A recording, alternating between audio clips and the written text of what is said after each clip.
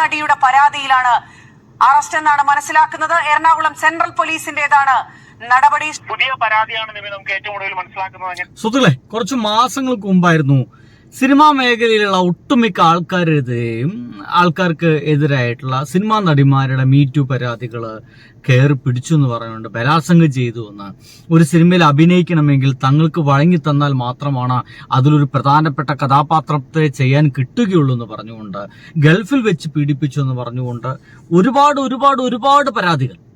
ഒരു തരത്തിൽ പറഞ്ഞു കഴിഞ്ഞാൽ ആ പരാതികളൊന്നും വരാതെ നിന്നിരുന്ന ഒരു മനുഷ്യൻ എന്ന് പറയുന്നതിൽ മമ്മൂക്ക മാത്രമായിരുന്നു. ആ സമയത്ത് എങ്ങാണ്ടല്ലോ ആ ചെങ്ങാതി ഹോസ്പിറ്റലിലൊക്കെ അഡ്മിറ്റ് ആയിട്ട് ഏകദേശം ആ ഒരു കാലഘട്ടമാണ്.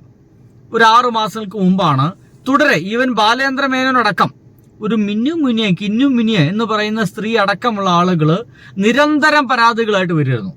പിന്നീട് ഈ മിന്നു മുനിയൊക്കെ പറയുന്ന ആ പരാതികളൊക്കെ വെച്ച് നോക്കുമ്പോൾ ഒരു ക്രെഡിബിലിറ്റി കിട്ടിയില്ല, ഒരു വിശ്വാസത കിട്ടിയില്ല ആളുകൾക്ക്. കാരണം ഇവർ പറയുന്നത് പലതും ഫേക്കാണെന്നൊക്കെ തെളിവായി. പിന്നീട് നമ്മുടെ നിവിൻ പോളിക്കെതിരെ ഒരു പരാതി വന്നു. നിവിൻ പോളി പരാതി വന്ന സെക്കൻഡുകൾക്കുള്ളിൽ പത്രസമ്മേളനം വിളിച്ചു. ധൈര്യമുണ്ടെങ്കിൽ ആ പരാതി ഒന്നുകൂടി നേരം പോലെ കൊടുക്ക്, ഞാൻ ആ പറയുന്ന സമയങ്ങളിൽ ഞാൻ അവിടെ ഇല്ല എന്ന് തന്നെ അദ്ദേഹം തുറന്നു പറയുന്നു. ഒപ്പം തന്നെ സുഹൃത്തുക്കൾ വരുന്നു. അവർ പറയുന്ന ആ പ്രത്യേക സമയത്ത് ഗൾഫിലല്ല, അവർ ആ സമയത്ത് അയാൾ ഞങ്ങളുടെ സിനിമയിൽ അഭിനയിച്ചു കൊണ്ടിരിക്കുകയായിരുന്നു എന്നായിരുന്നു അന്ന് പറഞ്ഞേ. ഇങ്ങനെ പല പരാതികൾക്കും ക്രെഡിബിലിറ്റി ഒന്നും ഇല്ലാതെ നിൽക്കുന്ന സമയത്ത് തന്നെയാണ് ഒരു വിദേശ നടി, അന്യഭാഷാ നടി കേരളത്തിലേക്ക് വരികയും ഇങ്ങനത്തെ ഒരു കയറിപ്പിടിക്കൽ പരിപാടി നമ്മുടെ സംവിധായകൻ രഞ്ജിത്തിന്റെ കയ്യിൽ നിന്ന് ഉണ്ടാവുകയും ചെയ്തു എന്ന് പറയുന്നത്. അതിൽ രഞ്ജിത്ത് ഏകദേശം കുഴങ്ങി എന്ന രീതിയിൽ തന്നെ നിൽക്കുന്ന ആ കേസ് എന്തായെന്ന് അറിയില്ല. പക്ഷെ ഇപ്പോൾ ആ കേസ് അല്ലത്രേ, നമ്മളൊന്നും അറിയാതെ നിൽക്കുന്ന ഏതോ ഒരു കേസ് ഇതിനിടയ്ക്ക് പരാതി പോയിട്ടുണ്ട്. നമ്മുടെ മാധ്യമപ്രവർത്തകരൊന്നും അറിയാതെ പോയ ഒരു പരാതി ഇതിനിടയ്ക്ക് നടന്നിട്ടുണ്ട് എന്നർത്ഥം. ആ ഒരു പരാതിയുടെ മേലെയാണ് ഇപ്പോൾ രഞ്ജിത്തിനെതിരെ ഇങ്ങനത്തെ ഒരു അറസ്റ്റ് ഉണ്ടായിട്ടുള്ളത്. അതും അതീവ രഹസ്യമായിട്ട് കൊച്ചിയിലെങ്ങാണ്ട് കാർ വന്നിറങ്ങിയപ്പോഴാണ് ഇദ്ദേഹത്തെ അറസ്റ്റ് ചെയ്യുന്നത്. അങ്ങനെയാണെങ്കിൽ ഇതിന്റെ പുറകിൽ കാര്യമാത്ര പ്രസക്തമായിട്ടുള്ള ഒരു പരാതി പോയിട്ടുണ്ട്. ഇദ്ദേഹത്തെ ഇങ്ങനെ അറസ്റ്റ് ചെയ്യത്തക്ക രീതിയിൽ തന്നെയുള്ള എന്തൊരു വൻപൻ കേസാണ് ഉള്ളതെന്നൊക്കെ പറയേണ്ടി വരും. അങ്ങനെയാണ് നേരത്തെ 2 പരാതികളുണ്ടായിരുന്നു. ഒന്ന് ബംഗാളി നടിയുടെ പരാതി, മറ്റൊന്ന് ഒരു പ്രകൃതി വിരുദ്ധ ലൈംഗിക പീഡന പരാതി. ഈ 2 പരാതിയുമല്ല, പുതിയൊരു പരാതിയാണ്. ആ പ്രകൃതി വിരുദ്ധ ലൈംഗിക പരിപാടി എന്ന് പറയുന്ന സംഗതിയെ പിന്നീട് നാട്ടുകാർ തന്നെ, നമ്മൾ തന്നെ അത് കേൾക്കുമ്പോൾ അവൻ ചുമ്മാ ഒരാളാവാൻ വേണ്ടി ചെയ്തതാണ് എന്നൊക്കെ ബോധ്യമാവുന്ന രീതിയിലാണ്. അവൻ ഈ പറയുന്ന രീതിയിൽ അവൻ പറയുന്ന കാര്യത്തിലൊന്നും ക്രെഡിബിലിറ്റി ഉണ്ടായിരുന്നില്ല. അവൻ പറയുന്ന ഡേറ്റുകളിൽ ഇദ്ദേഹം അവിടെ ഉണ്ടായിരുന്നില്ല.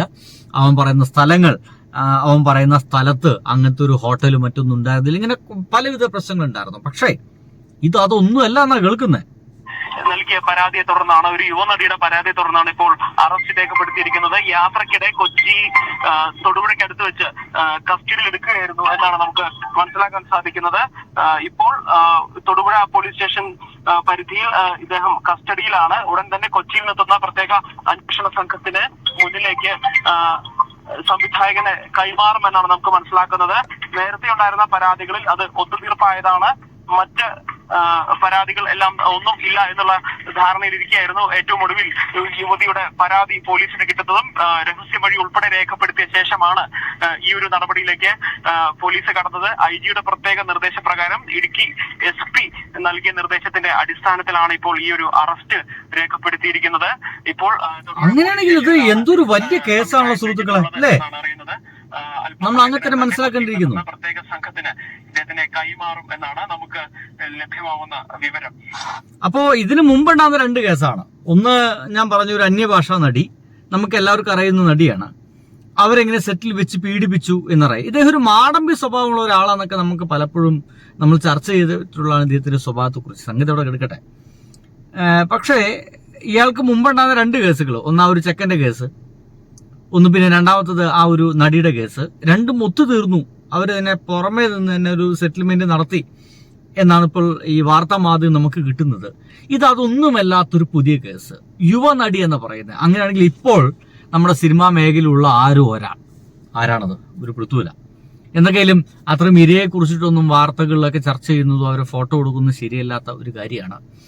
എനിക്ക് തോന്നുന്നത് ഈ ഒരു നിമിഷത്തില് ഒരുപക്ഷെ ഇടതുപക്ഷത്തിനൊപ്പം നിൽക്കുന്ന ഒരാളെന്ന നിലയ്ക്ക് ഉള്ള ഒരാളാണ് നമ്മുടെ ഇദ്ദേഹം.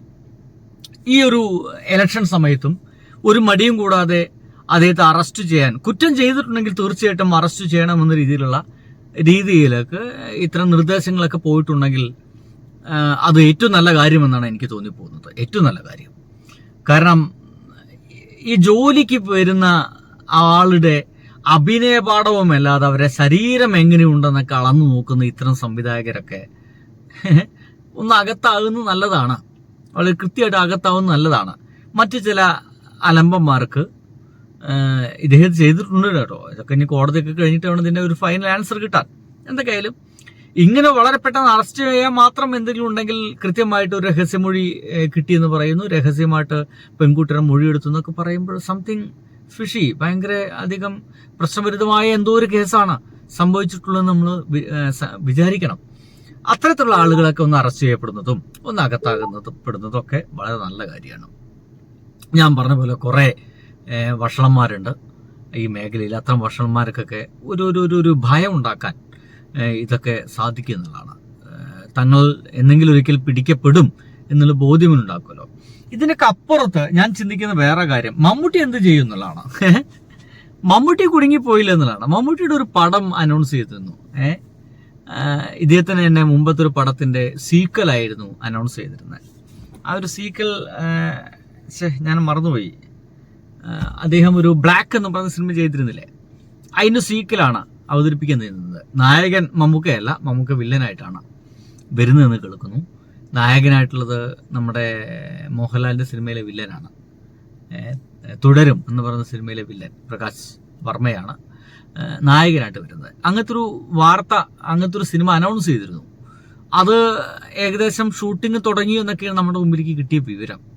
അദ്ദേഹത്തിന്റെ ആ സെറ്റിലൊക്കെ പോയി നിൽക്കുന്ന ഫോട്ടോസുകളും ആ ബ്ലാക്ക് ഷർട്ടൊക്കെ ഇട്ടിട്ട് നിൽക്കുന്ന ഫോട്ടോസുകളൊക്കെ സോഷ്യൽ മീഡിയയിൽ വൈറലായതാണ്.